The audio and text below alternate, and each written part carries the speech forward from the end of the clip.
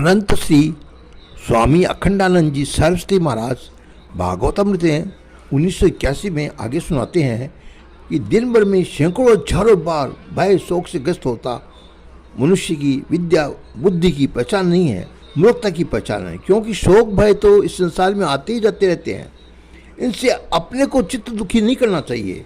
तो जैसा कि बताया है, जीव ब्रह्मलोक में जाने पर धरती के लोगों को दुखी देखता है, तब उसके मन में आता है कि इन सबको छोड़कर मेरा अकेला ब्रह्मलोक में आना ठीक नहीं हुआ। फिर भी तो वह जीव ब्रह्मलोक से कूद पड़ता है और इस तरह धरती पर आकर उससे तादात्म्य स्थापित कर लेता है। वह अनुभव करता है कि संपूर्ण पृथ्वी पर सुख दुख मेरा अपना सुख दुख है। पहले उसका तादात्म्य जड़ से रहता होता है और फिर अग्नि से, वायु से, आकाश से, समग्र प्रकृति से तादात्म्य स्थापित करने के बाद वह अपने साक्षात परमात्मा के रूप में अनुभव करता है। श्रीमद् भागवत की यही प्रणाली है। इसके एक भक्त पात्र ने भगवान से ये वरदान मांगा कि प्रभु मुझे ऐसी शक्ति दो जिससे मैं सबको हृदय में बिठा जाऊँ। भगवान ने पूछा कि सबके हृदय में तो मैं हूँ, तुम वहाँ बैठकर क्या करोगे? भक्त ने कहा कि महाराज आप तो बैठकर टुकुर टुकुर दुनिया के लोगों को दुखी देखते रहते हैं।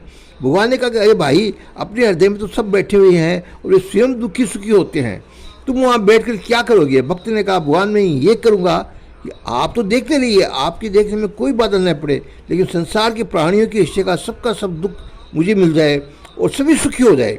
मैं संसार में सब प्राणियों का दुख अपने ऊपर लेने के लिए तैयार हूँ। मुझे सबका दुख दे दीजिए, किसी को दुख न होने पाए, सबका दुख मुझे मिल जाए, और ये सब आपकी दृष्टि से हो सकता है। जब भक्त ने ऐसी प्रार्थना की तो भगवान हंस पड़े और मन ही मन बोले कि मेरा भक्त कितना उदार है, उसके भाव कितने सुंदर है। ऐसा ही भाव भक्त के हृदय में होना चाहिए, परिच्छिन्नता का भाव भी नहीं होना चाहिए। इस प्रकार भागवत को मुक्तों और भक्तों का वर्णन है। दूसरे स्कंद में हृदय में उनके कानों के छिद्र प्रविष्ट हो जाते हैं, उससे सारे दोष दूर हो जाते हैं। श्रवण में एक तो होता चाहिए तत्व ज्ञान, दूसरा चाहिए नियम, तीसरा चाहिए हृदय की निर्मलता और चौथा चाहिए भगवान का स्तवन। भगवान सबसे बड़े हैं, उनसे बड़ा कोई नहीं है, ऐसा समझकर भगवान के उत्कर्ष का मन में चिंतन, वाणी में से भगवान के चरित्र का वर्णन और कान से भगवान के गुणों का श्रवण हृदय को निर्मल बनाता है। अब जो पांचवी बात श्रवण में होनी आती है वह है मनन। जब तत्व ध्यान पूर्वक निर्मल हृदय से भगवान के संबंध में मनन किया जाता है तभी श्रवण पूरा होता है। मनन दो तरह से होता है, एक तो उत्पत्ति के द्वारा और दूसरा उपपत्ति के द्वारा। उत्पत्ति के द्वारा जिसे किए जाने वाले मनन में प्रसन्न नारद जी ब्रह्मा जी से कहते हैं, पिताजी मैं तो समझता हूँ दुनिया में आप सबसे बड़े हैं, फिर आप ध्यान किसका करते हैं? कि आपसे भी कोई बड़ा है, कोई है जिसका आप ध्यान करते हैं? यह सुनकर ब्रह्मा जी हंस पड़े, बोले कि बेटा तुमको मालूम नहीं है, एक ऐसी वस्तु है जो मुझसे, मेरी सारी सृष्टि से, अनंत कोटि ब्रह्मांडों से और समग्र प्रकृति से भी निराली है, उसी से हम लोग पैदा हुए हैं। इसके बाद ब्रह्मा जी ने उत्पत्ति क्रम का वर्णन करते हुए बताया है कि किस प्रकार भगवान की माया के द्वारा सृष्टि हुई। माया माने लोगों में व्यवहार जाने वाला जादू का खेल है। जहाँ जो चीज़ न हो उसको वहाँ दिखाई देना, वहाँ जो चीज़ हो उसको ढक देना, देखने वालों को आंखें बांध देना, यही जादू है।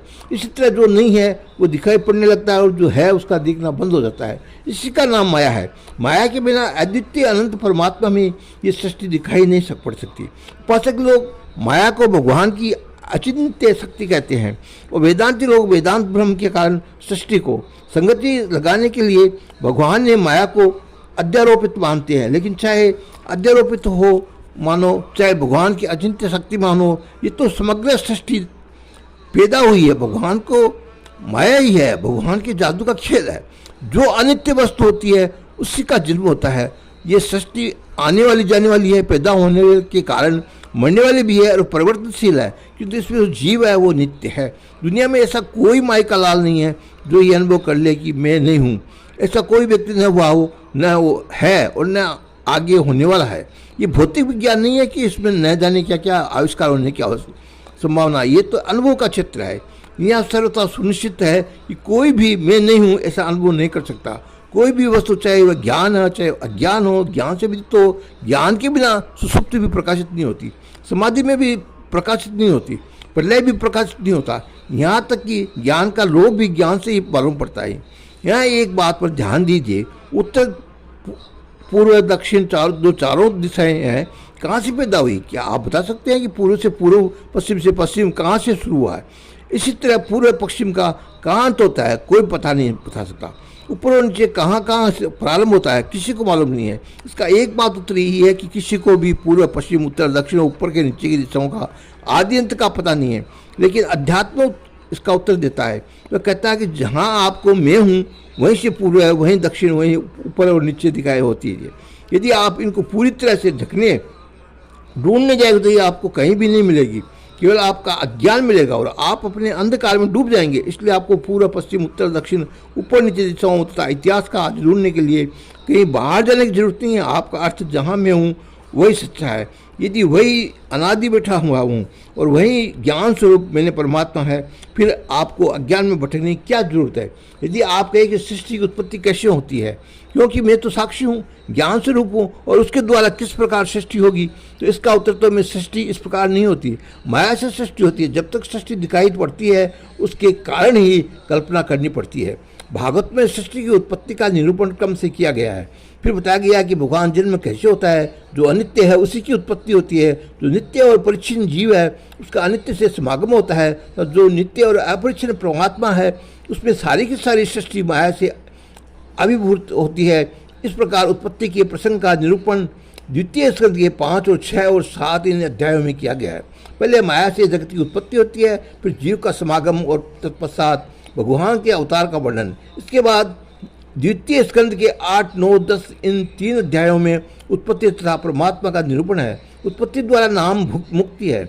हम बचपन से भगवान के नाभि की ब्रह्मा से उत्पत्ति की कथा सुनकर समझते थे कि जैसे हमारी नाभि होती है वैसे ही भगवान के नारायण की भी नाभि होती होगी। वे यही सोचते रहते होंगे। उनकी नाभि से निकलकर एक कमल खिल गया और उसमें ब्रह्मा पैदा हो गए। लेकिन वेद शास्त्रों का अभिप्राय तो ये है कि जो समग्र व्यापक आकाश है ये भगवान की नाभि है। नभ एवं नाभि, फिर जिनकी नाभि इतनी बड़ी है ये भगवान कितने बड़े होंगे। उनकी नाभि में आकाश में एक कमल, एक पुष्प खिला, उस पर ब्रह्मा जी की उत्पत्ति हुई। लेकिन एक ब्रह्मा ही नहीं, कोटि कोटि ब्रह्मा, कोटि कोटि विष्णु और कोटि कोटि रुद्र परमात्मा के स्वरूप में प्रकट होते हैं। तो जब अनंत तो इस तरह अनंत श्री स्वामी अखंडानंद जी सरस्वती जी महाराज भगवता अमृत 1981 वाला जो आपको है मैं आप सुना रहा हूँ, आगे सुनाऊँ। उससे पहले जय श्री कृष्ण, जय श्री कृष्ण।